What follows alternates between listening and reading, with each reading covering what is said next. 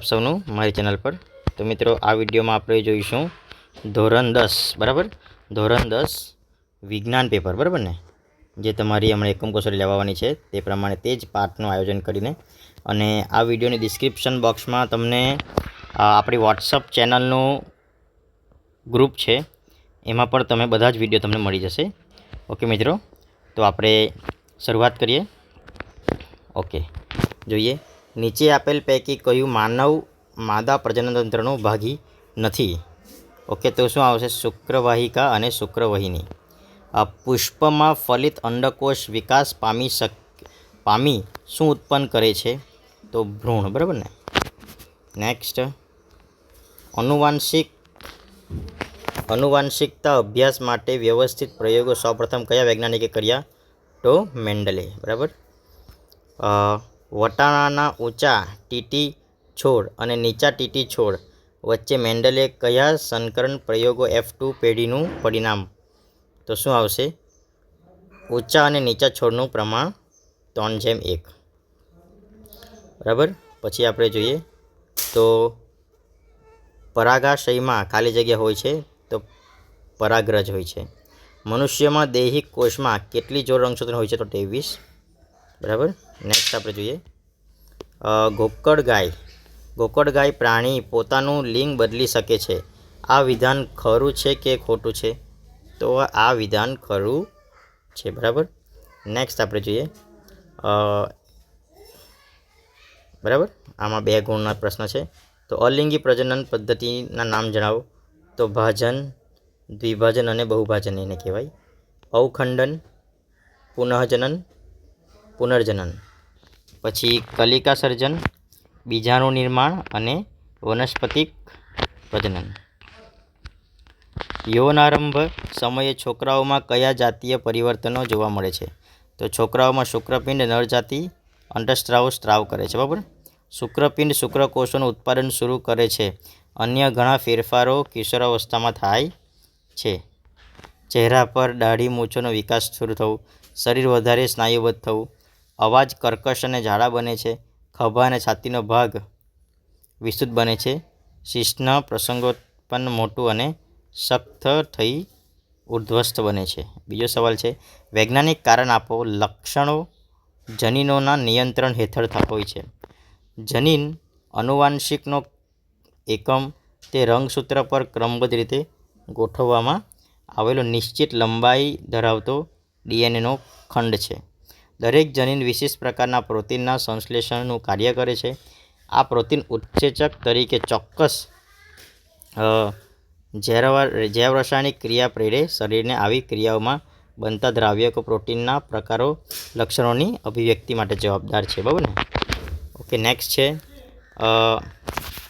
આ સમાનતાઓ અને ભિન્નતાઓનો અર્થ શું છે? તો મિત્રો, બાળક તેના પિતૃના બધા જ આધારભૂત લક્ષણો ધરાવે છે. આ સામાન્ય આધારભૂત લક્ષણોને સમાનતાઓ કહે છે. ઓકે, તે પ્રમાણે આપણે જોઈએ 3 માર્ક્સના ગુણમાં આપણે જોઈએ. લિંગી પ્રજનન અલિંગી પ્રજનનથી કેવી રીતે ભિન્ન છે? અલિંગી પ્રજનનની મર્યાદાઓ જણાવો. ઓકે, તો અહીંયા આપણને આપેલું છે કે જ્યારે એક જ પિતૃ દ્વારા પ્રજનન કોષ વગર નવા સજીવ નિર્માણ કરવામાં આવે તેને અલિંગી પ્રજનન કહેવાય છે. જ્યારે પ્રજનન પદ્ધતિમાં નવા સજીવોનું નિર્માણ નર અને માદા બંને જાતીય પિતૃ સંકળાયેલા હોય ત્યારે લિંગી પ્રજનન, બરાબર. હવે અલિંગી પ્રજનનની મર્યાદા અને બીજું. ઓકે, નેક્સ્ટ આપણે જોઈએ કે પુષ્પ એટલે શું? પુષ્પના પ્રજનન ભાગો જણાવી સમજાવો. ઓકે, તો આ પ્રમાણે અહીંયા આપેલું છે. સુપુષ્પી વનસ્પતિઓ મુખ્યત્વે આવૃત્તિ, બરાબર ને, એન્જિયોસ્પર્મના લિંગી પ્રજનન એને પુષ્પ કહે છે. આ પ્રમાણે આપણે જોયું. આ કેટલા ભાગો તે પ્રમાણે અહીંયા આપેલા છે. ઓકે મિત્રો, બીજો સવાલ જોઈએ જે 4 ગુણના. આ બહુ જ આઈએમપી. માનવમાં લિંગ નિશ્ચયન કેવી રીતે થાય છે? મનુષ્યમાં લિંગ નિશ્ચયન જનીનો દ્વારા થાય છે. તેને તેથી આનુવંશિકતા પર રાખે છે, બરાબર. તે પ્રમાણે આ તમે કરી શકો છો, જોઈ શકો છો, બરાબર. સવાલના જવાબ. ઓકે, નેક્સ્ટ જોઈએ પ્રકરણ 11 માંથી આપણે જોઈએ. પ્રકરણ 11 માંથી કયા પ્રશ્ન પૂછાઈ શકે છે? તો નીચેનામાંથી કયું પદ પરિપથમાં વિદ્યુત પાવર દર્શાવતું નથી? તો ઓપ્શન બી આવશે. નીચેનામાંથી કયું સૂત્ર વોલ્ટેજ દર્શાવે છે? તો આ આવશે. બરાબર. નીચેનામાંથી કઈ ભૌતિક રાશિનો ક્રમ KWH છે? તો કાર્ય. KWની એક વિદ્યુત ઇસ્ત્રીનો 3 કલાક ચલાવતા પ્રતિ મિનિટ 5 થાય તો કેટલું થાય? તો 30. બરાબર ને. વિદ્યુત ફ્યુઝ ખાલી જગ્યાના સિદ્ધાંત પર કાર્ય કરે છે. તો વિદ્યુત પ્રવાહની તપીય અસર. બરાબર. 1 કિલોવોટ એટલે કેટલા? 36.10⁶ જ્યુએલ. બરાબર. 3.6 પોઈન્ટ. કાર્યના એકમને જૂલ વડે દર્શાવી શકાય. આ વિધાન ખરું છે કે ખોટું? તો આ વિધાન બિલકુલ ખરું છે. નેક્સ્ટ, નીચે આપેલા પ્રશ્નના 8 થી 11માં આપણે આ 30 થી 40 શબ્દમાં તો 2 પ્રકારના આ કયો સવાલ પૂછાઈ શકે? તો વિદ્યુત સ્થિતિમાનતાની વ્યાખ્યા આપી તેનું સૂત્ર અને એસઆઈ એકમ જણાવો. આ જવાબ આપેલો છે. બરાબર. તમે જોઈ શકો છો. બરાબર ને. પ્રશ્ન નંબર 9 તરફ જઈએ કે વિદ્યુત પ્રવાહોનો એસઆઈ એકમ જણાવી તેને વ્યાખ્યાયિત કરો. તો એ બી તમારા માટે આપેલો છે. નેક્સ્ટ, પ્રશ્ન નંબર 10 આજે આપેલું છે તેમાં આ સંજ્ઞા દર્શાવતી ઘટના ઉપયોગ કરી નામ નિર્દેશિત સારો વિદ્યુત પરિપથ ચાલો રચો. બરાબર ને. તમારે રચવાનું છે ઉત્તરો પ્રમાણે. શા માટે ટોસ્ટર તથા વિદ્યુત ઇસ્ત્રીની કોઇલ શુદ્ધ ધાતુની બચાવના મિશ્ર ધાતુ બચાવવામાં આવે છે? ઓકે, તો આ બધા આપેલા છે. આ પોઈન્ટ 1, પોઈન્ટ 2, પોઈન્ટ 3. બરાબર ને. એવા સીમાં જોઈ લઈએ. હવે જૂલનો તપીય નિયમ લખી સમજાવો. ઓકે, તો આ આપેલા છે 3. તમે એમાં જોઈ શકો છો. બરાબર ને. જૂલનો તપીય નિયમ. ઓકે, આગળ જોઈએ. મિતાલીની માતા મહેમાનો માટે રસોઈ બનાવતી હતી. મિતાલીએ જોયું કે તેની માતાએ એક જ પ્લગ પોઈન્ટ સાથે માઇક્રોવેવ હોટ પ્લેટને ફૂડ પ્રેશર જોડ્યા છતાં તેને તરત જ સ્વિચ બંધ કરી બધા પ્લગ દૂર કર્યા અને તેમને જુદા જુદા પ્લગ પોઈન્ટ જોડ્યા. તો આ પ્રમાણનું જે આપેલું છે એ પ્રમાણે તમારે આન્સર આપવાનો છે. બરાબર ને. વિભાગ ડીમાં પણ આપેલો છે. આ પ્રશ્ન નંબર 14 ઇમ્પોર્ટન્ટ પ્રશ્ન છે, પરીક્ષામાં પૂછાઈ શકે તેવો, અને જવાબ પણ અહીંયા આપેલો છે તમને. બરાબર ને. ઓકે, તે પ્રમાણે. ઓકે, આ લાંબો સવાલ છે. ઓકે, હવે આપણે જોઈએ બીજા પણ પાઠ માટે અમુક પ્રશ્ન છે એને. ઓકે, કે ઇથેન અણુનું અવર્ણીય સૂત્ર તો કયું આવશે? 7 સંયોજક બંધ છે. પછી નેક્સ્ટ,